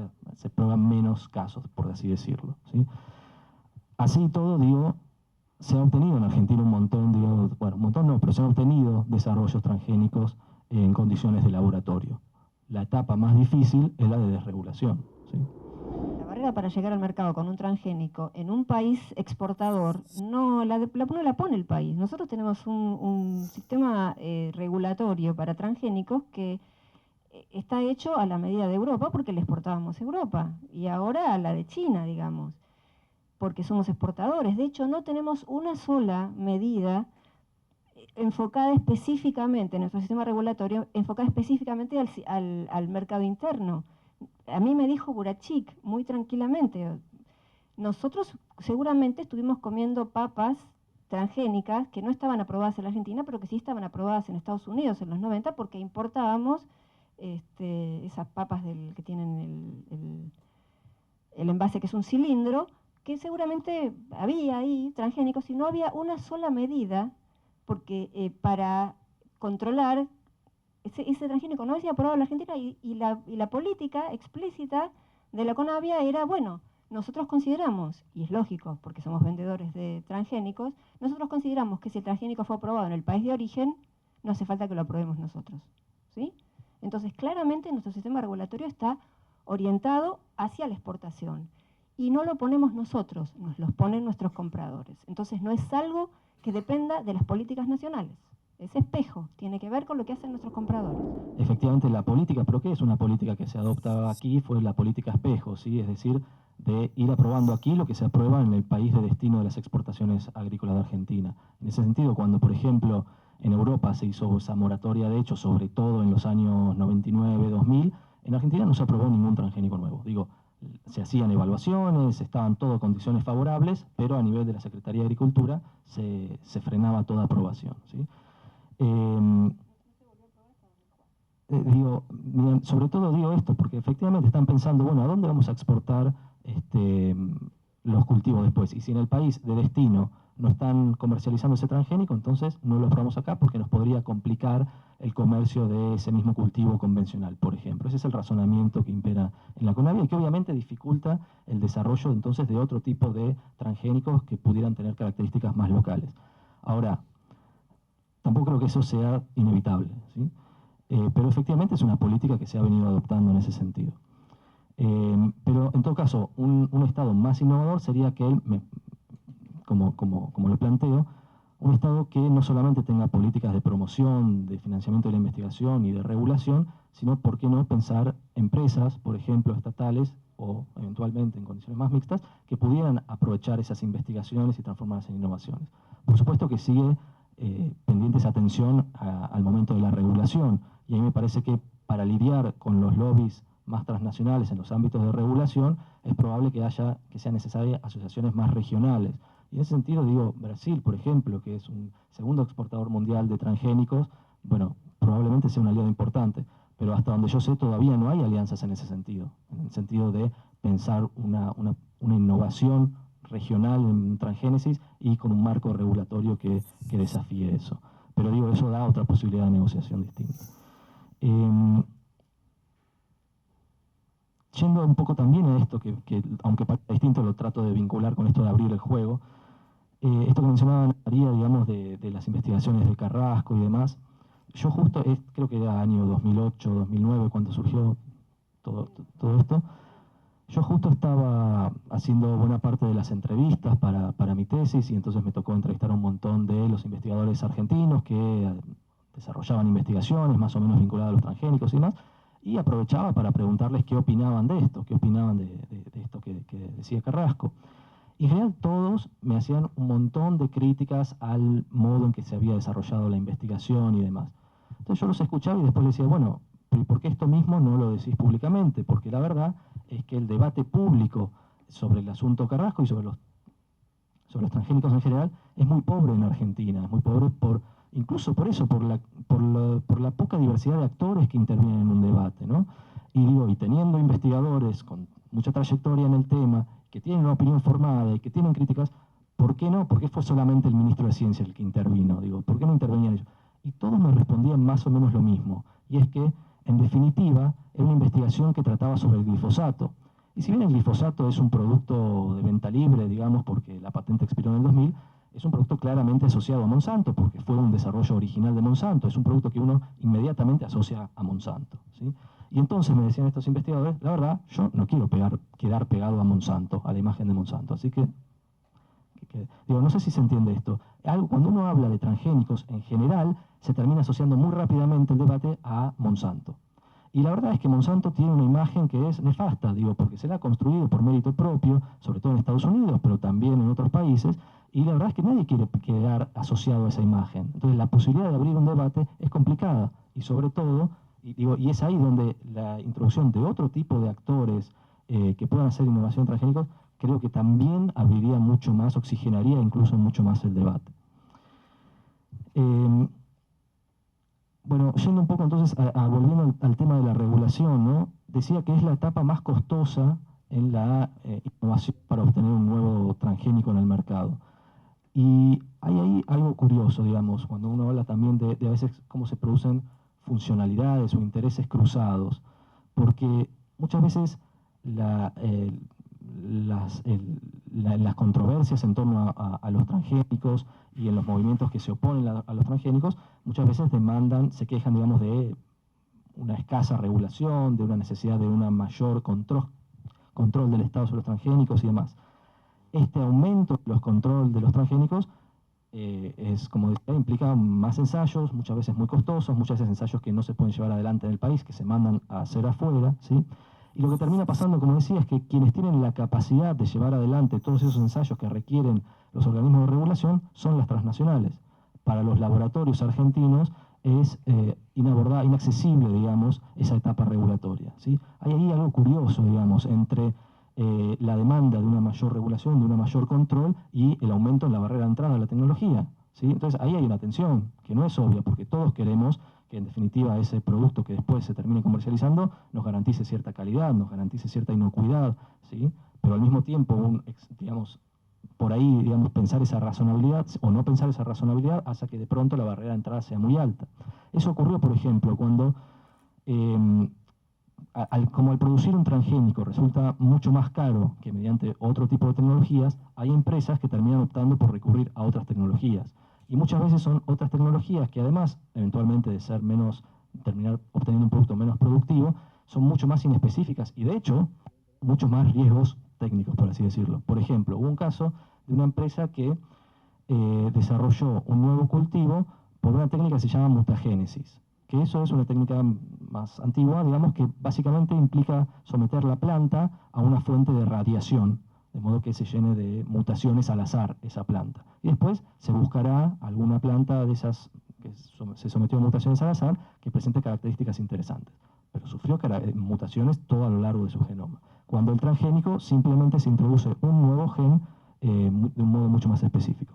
Ahora, esa otra tecnología que es mucho más inespecífica, la de la mutagénesis, básicamente en todo el mundo, salvo en Canadá, requiere de menos controles que la de los transgénicos. ¿Por qué?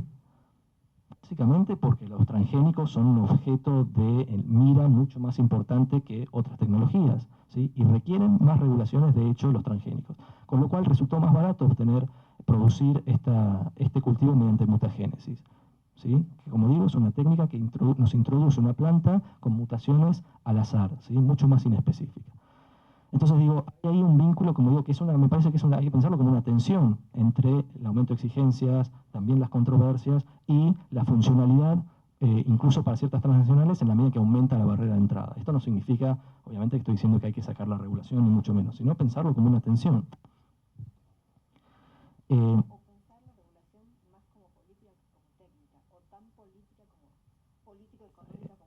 Exactamente, digo, las regulaciones tienen efectos en quién puede acceder después a esa tecnología, cuán costosa es, etcétera, ¿sí?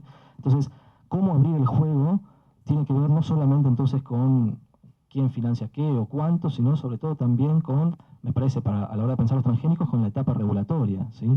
Y ahí también me parece que es posible cambiar esa regla de juego, pero probablemente con asociaciones más regionales, con capacidad de lobby más regional.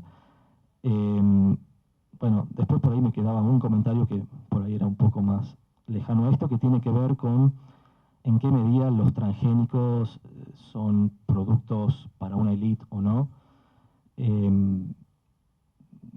Me parece que es algo discutible también, quiero decir, me parece que los productos, por ejemplo, más bien orgánicos, agroecológicos, etcétera, de hecho son productos más para una élite, en la medida en que de hecho son productos más caros.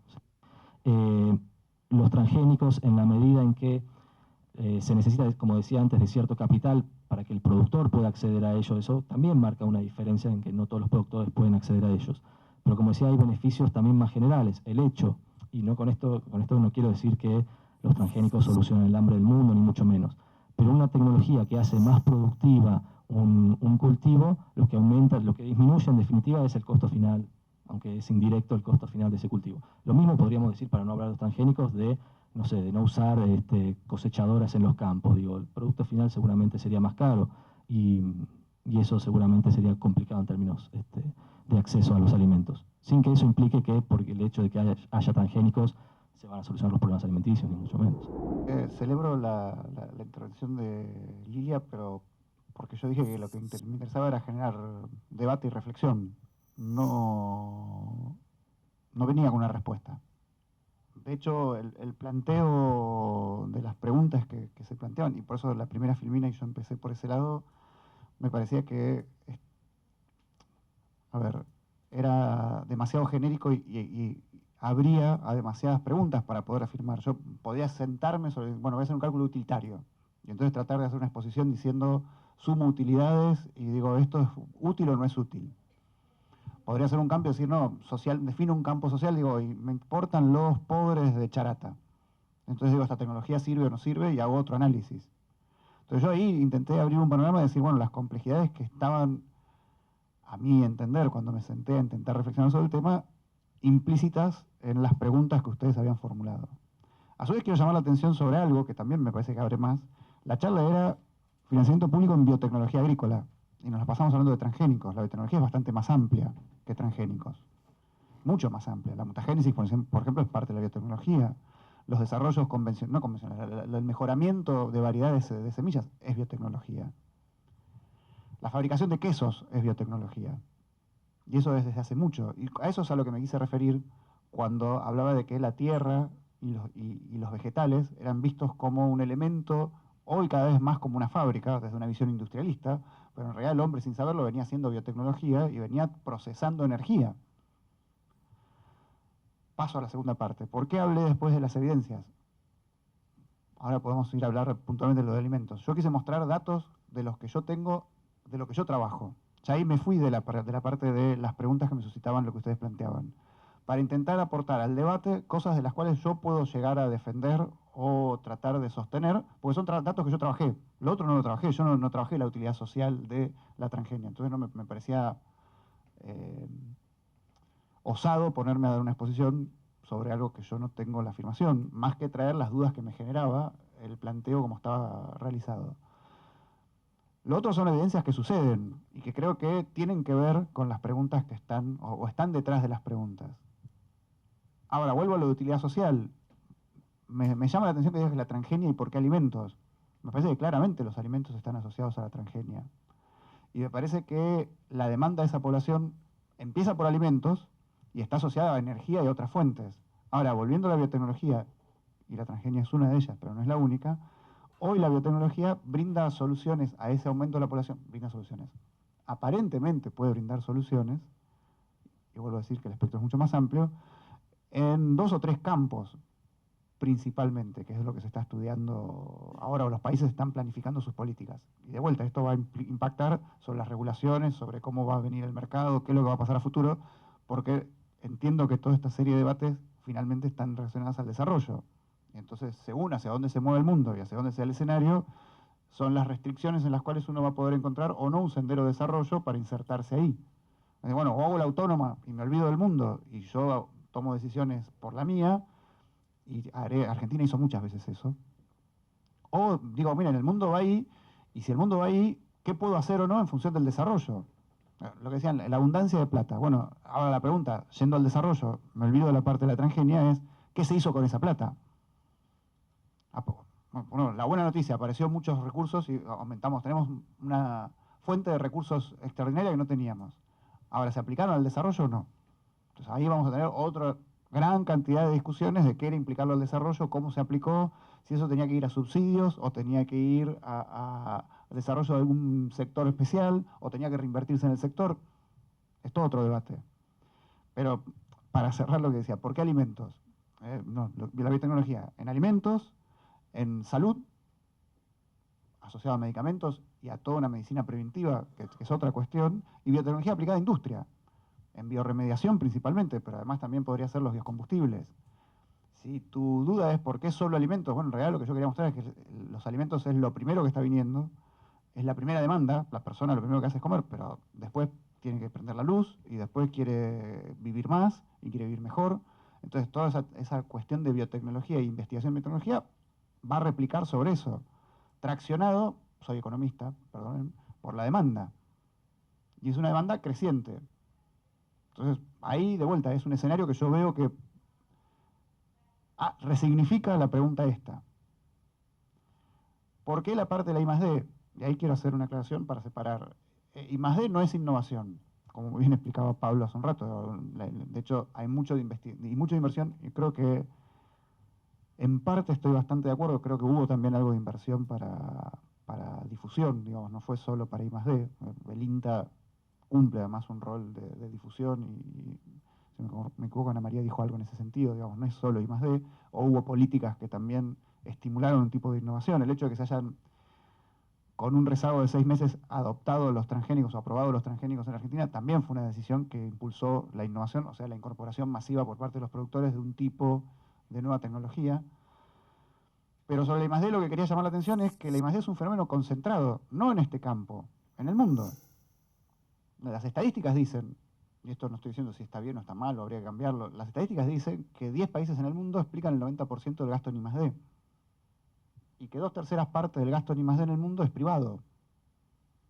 Y ahí uno asocia, y cuando ve los países, es porque son los países dueños de las transnacionales más grandes. Entonces las transnacionales más grandes son las que invierten en I+D. ¿Y es por qué? Porque la I+D tiene una alta economía de escala. Entonces se concentra.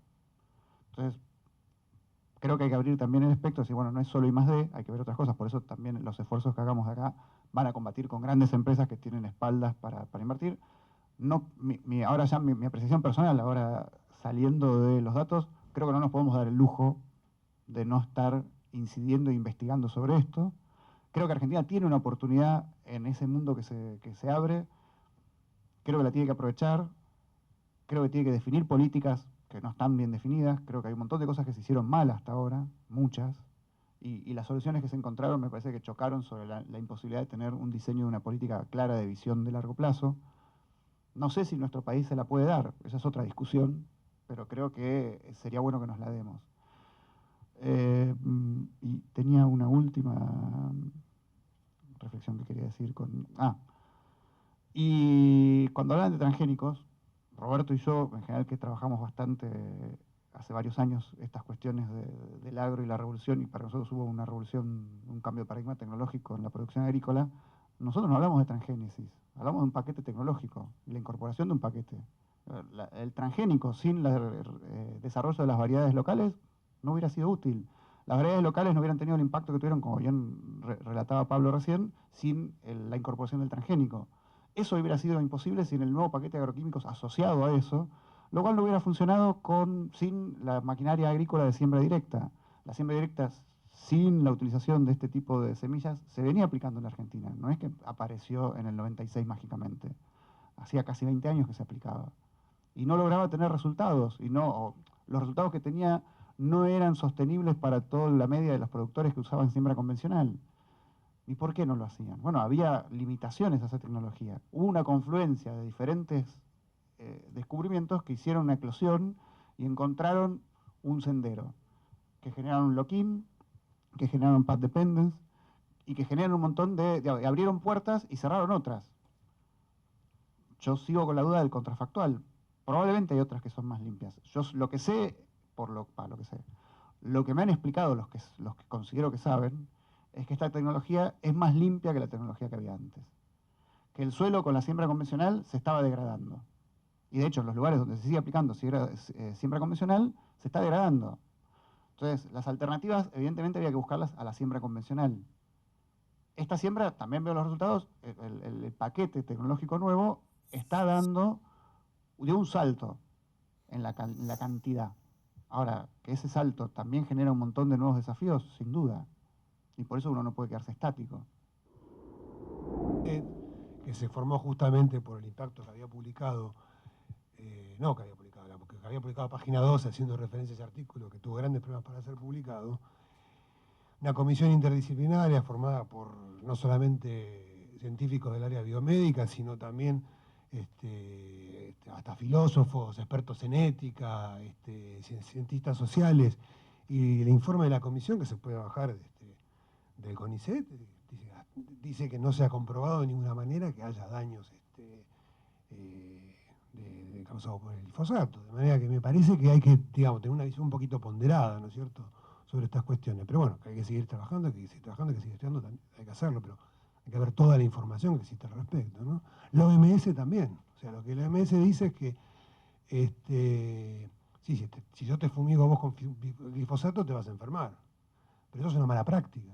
No hay que confundir una mala práctica, lo que puede ser un impacto indirecto. Es el tema de la contaminación, que se hablaba de los alimentos o de las aguas, eso no está probado.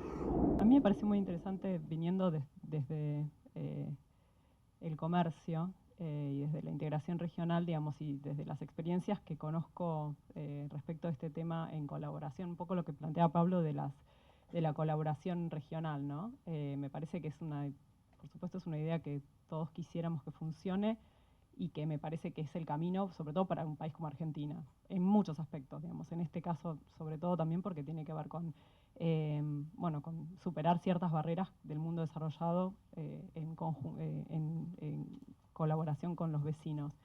Y me preguntaba un poco, bueno, primero sobre la factibilidad de esto que propones, Pablo, que me parece, la verdad que es algo que en lo que varios pensamos mucho tiempo como respuesta a muchas de las trabas, falla de mercado, llamémoslo como lo llamamos los economistas en Argentina, y también saliendo un poco de lo que es América Latina, un poco cómo se podría pensar esto un poco más globalmente, digamos, sur-sur, si es que es algo que se está pensando o no. Yo, bueno, tuve una relativamente corta experiencia en África, donde se discute este tema de los transgénicos, donde no hay una respuesta, donde los tipos tampoco se están planteando mucho el problema de las emisiones y cómo la medición de las emisiones de gases de efecto invernadero, que por supuesto para África no son para nada importantes, ya se están imponiendo dentro de varios proyectos de inversión dentro del continente. Bueno, es como que son temas que el mundo en vías de desarrollo está discutiendo,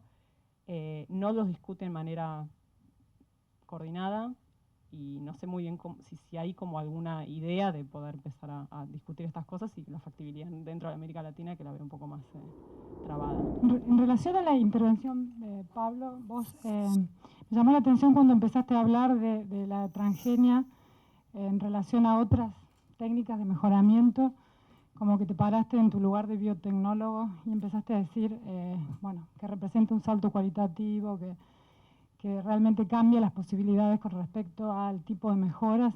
Y mi pregunta es, ¿hay controversias en relación a ese tema? ¿Hay gente que piensa distinto? ¿O todos los biotecnólogos dirían lo que estás diciendo vos? También, por ejemplo, porque yo he leído que en términos de las posibilidades que abre, si no tiene que ver también con las inversiones que se hacen en cada una de las, porque ni siquiera se conoce en el caso de la soja, yo he escuchado acá, ni siquiera se conoce bien las posibilidades que se abren dentro de la misma especie, porque no se hacen inversiones suficientes, porque es una autógama que no genera los beneficios. Entonces hay limitaciones con respecto al conocimiento de lo que se puede hacer, que están determinadas por las mismas inversiones. Por ejemplo, la resistencia a herbicidas, yo he leído que se logró utilizando mejoramiento convencional, que después Monsanto lo introdujo utilizando transgénesis, pero que la pregunta en definitiva es tan claro lo que vos decís o es una posición de algunos y hay otros que piensan de otra manera? Yo abriría un poco más esta última pregunta tuya diciendo, a las malezas las tenemos que combatir necesariamente con herbicidas. Es un ejemplo típico que ya lo daban en los 80 algunos autores, decir, bueno, lo que pasa es que el herbicida lo podemos vender, ¿no? Pero las técnicas de manejo de malezas que no implican algo que es comercializable, nadie tiene interés en desarrollarlo. Digamos, estos 2/3 de inversión privada, no hay interés en desarrollarlo porque nadie puede apropiar esa ganancia, ¿no? Entonces, ampliar todavía eso. Porque a lo mejor nos estamos envenenando para asegurar la ganancia de los que invierten en los 2/3, digo, en alguna instancia, ¿no?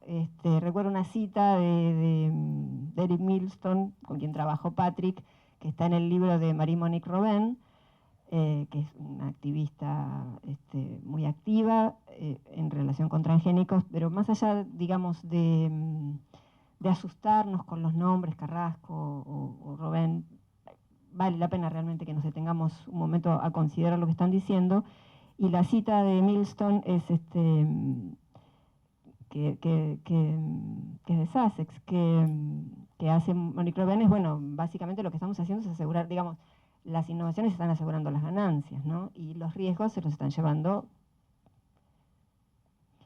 no necesariamente los que promueven las innovaciones. En relación con toda la incorporación, estoy citando de un libro que se llama El veneno nuestro de cada día, que no está dedicado específicamente a los transgénicos ni específicamente a los plaguicidas, sino a la incorporación de todo tipo de sustancias nuevas en el ambiente y en la alimentación, ¿no? Claramente hay un sesgo del sistema regulatorio internacional que favorece la incorporación de innovaciones y que no hace, digamos, que favorece la incorporación de innovaciones impulsadas por la ganancia privada. Me doy cuenta que lo estoy diciendo de una manera extremadamente simplificada, pero creo que el hecho de que sea simplificado no le quita veracidad, honestamente. Hay infinitos matices en el medio. Y en relación con el trabajo de Carrasco, hay infinitos matices. Básicamente a Carrasco, como estudiosa de las controversias públicas, yo a Carrasco lo sitúo en el polo antitransgénico. ¿Qué es antitransgénico? Antifumigación, digamos, porque también cuando hablamos de la controversia sobre soja, en Argentina tenemos un poco un foco de la controversia que se desliza, que puede ser la soja, que puede ser los transgénicos, que puede ser el glifosato, que pueden ser las fumigaciones en general, ¿no? Y los movimientos sociales, de manera táctica, modifican su target en relación con las posibilidades, con las oportunidades políticas que se presentan. Esto es clásico del estudio de los movimientos sociales y la política contenciosa. Carrasco está en ese extremo, simplemente es un pequeño aporte. Uno puede decir que en relación con los transgénicos hay una verdadera red transnacional en relación con la movilización antitransgénicos, y que Carrasco es un intelectual, en ese caso, dentro de esa red transnacional, hace su aporte, eventualmente acá se discute. Esa discusión que se puede hacer acá no es una discusión tampoco, así como su posición, no es una posición en el vacío, la discusión que se puede dar y un documento del CONICET en relación con eso tampoco es un documento en el vacío, porque si tenemos 20 millones de hectáreas bajo glifosato, lo que digamos no es trivial. A favor o en contra, lo que digamos no es trivial. Tampoco la OMS está en el vacío. Insisto, el sistema regulatorio internacional tiene un sesgo y hay que atreverse a rascar la pintura y ver ese sesgo para empezar a tener, hoy la EPA en Estados Unidos está haciendo el cálculo de lo que se llama la carga química corporal, la body burden, para ver la cantidad de sustancias incorporadas en el organismo que tenemos, porque por lo menos saber cuáles son y quién las tiene. Empezar a decir qué está pasando con eso, desde el teflón hasta el plástico, de las cánulas, etcétera, lo que se desprende, y realmente cuando uno rasca ese sistema regulatorio y lo analiza con un poquito de profundidad, se da cuenta que hay que empezar a trabajar fuertemente en eso, porque tenemos unos niveles de incertidumbre enormes. Y Carrasco es apenas un pie de página dentro de un libro enorme, ¿no? Con esta de la diferencia, volviendo a la diferencia entre mejoramiento convencional y transgénesis, no es que yo me esté parando, en biotecnólogo, para tratar, por ahí de un comentario técnico, pero mejoramiento convencional consiste básicamente en cruzar dos individuos de una misma especie, ¿sí? Con lo cual, el pool genético siempre se desenvuelve dentro de una misma especie. La transgénesis lo que implica es traer un gen que era propio de otra especie. Eso vendría a ser más o menos una definición de en qué consiste la transgénesis. En ese sentido, obviamente que se producen cambios con mejoramiento convencional, pero son siempre cambios limitados dentro del pool genético de una especie. con mutaciones que pueden ir ocurriendo a lo largo del transcurso de la evolución. En ese sentido, pensar que se puede obtener el mismo gen de resistencia al glifosato que había en una bacteria por mejoramiento convencional en una planta, solamente se podría pensar a través de millones de años de evolución por mutaciones al azar. Digamos. No es equiparable en ese sentido, porque la definición de un transgénico es traer un gen que era propio de otra especie y producir en ese sentido un salto en la barrera evolutiva. Eso no quiere decir que el mejoramiento convencional no sirve para nada, digamos, al contrario, estaba explicando, digamos, el aumento en la productividad incluso que se produce solo por mejoramiento convencional, ¿sí? Pero ahí, digamos, también por ahí retrucaría la pregunta, incluso suponiendo que por mejoramiento convencional se pueda obtener lo mismo, que como digo, no es posible porque implica la transgénesis otro concepto que está en un gen de otra especie. ¿Por qué suponer que el mejoramiento convencional es preferible? ¿Es más seguro un cultivo que no es transgénico que un cultivo transgénico? Digo, lo pregunto, ya que la idea era abrir las preguntas. Hay una razón y es que los transgénicos son la segunda tecnología más resistida en el mundo, específicamente esa tecnología. Y de eso estamos hablando. Pero entonces estamos hablando en función de consensos sociales que ya se produjeron, no estamos hablando... No, bueno, pero entonces no es una respuesta de... Pero, digo, pero me parece que es un poco circular, es decir, la pregunta de por qué preferir otra cosa es porque de hecho se está prefiriendo otra cosa, es cierto. De hecho es resistida la tecnología, eso es cierto, pero no quiere decir que tenga que ser así, ni mucho menos. Y podríamos hablar en otro panel de los problemas que tiene la producción orgánica, incluso para la salud. Los motivos por los cuales se ha dado la oposición a transgénicos son muy complejos y son muchos. Pero hay uno que es precisamente, sin querer, acabas de mencionarlo, que es la potencialidad enorme. Y ahí hay mediciones de percepción de riesgo en relación con la tecnología genética que son comparables, digamos, que en la percepción de riesgo de la población se compara con la percepción de riesgo de la tecnología nuclear, que es la primera gran tecnología resistida. Entonces hay también incluso en la característica intrínseca de la tecnología, la semilla de las condiciones amedrentadoras de la tecnología. La nanotecnología, ahí en la nanotecnología hay una percepción que no, porque la población lo ve y ha sido transmitido desde los medios como algo positivo, mágico, espectacular, y no hay una fuerza de lobby detrás diciendo no, esto no es así. Entonces, hay dos discusiones. Una discusión es el consenso social, fundamentado o no fundamentado, con quienes tienen intereses y no tienen intereses, del concepto de la tecnología en función de lo que tengan que decir los tecnólogos, que también tendrán otros problemas. Me parece que más o menos estoy de acuerdo, que hay una percepción de riesgo más o menos generalizada, o más fuerte en algunos otros países, respecto a que los transgénicos están asociados a una idea, a problemas, digamos así. Me preguntaría, entonces avanzaría en preguntarme a qué intereses responde eso y no dejarlo como una... Digo, la construcción del riesgo es también eso, una construcción, que es también funcional a muchos intereses.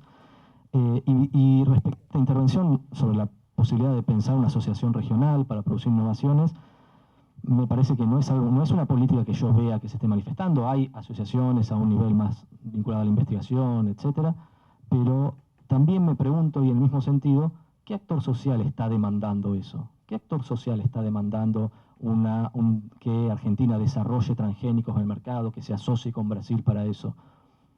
No lo veo. En general, los actores sociales que se vinculan a este debate se vinculan para tratar de introducir o de reforzar la noción de riesgo. Entonces, también creo que faltan otro tipo de actores que no sé si se pueden inventar. Y para retomar un poco esto de que me preguntaba sobre en qué medida hay consenso entre los biotecnólogos y más, si no hay controversias, a esta altura a mí me parece que en ciencia uno siempre puede encontrar controversias sobre todos los temas, porque hay científicos que pueden tener posiciones de las más distintas sobre todo. Pero sí, sin embargo, me parece que en torno a las distintas controversias sobre transgénicos o que involucran a los transgénicos, en general, los biólogos moleculares, diría, que más directamente se vinculan a esas técnicas, no son los que más se oponen a los transgénicos. En general, en los movimientos de científicos que se oponen a los transgénicos, suelen ser en disciplinas más alejadas. Con esto simplemente, digo, me parece que no quisiera yo aventurarme en una conclusión. Digo, se puede pensar eso, pero en general, digo, se pueden encontrar casos de todo, ¿no? Pero en general diría que se producen consensos en torno a esa situación. Bueno, muchísimas gracias a los panelistas, a todos. Bueno, simplemente contarles que la idea es tener un output a partir de lo que se discutió acá, que lo vamos a circular. Sería bueno, creo que conocemos a todos, pero sería bueno que anoten su nombre cuando van saliendo, porque somos muy democráticos, lo vamos a circular antes de cerrarlos y vamos a dejar que pongan sus comentarios y sugerencias, porque vamos a estar haciendo un resumen de todo lo que pasó. Entonces, sería bueno que sepamos quiénes estuvieron para poder representarlo. Bueno, gracias.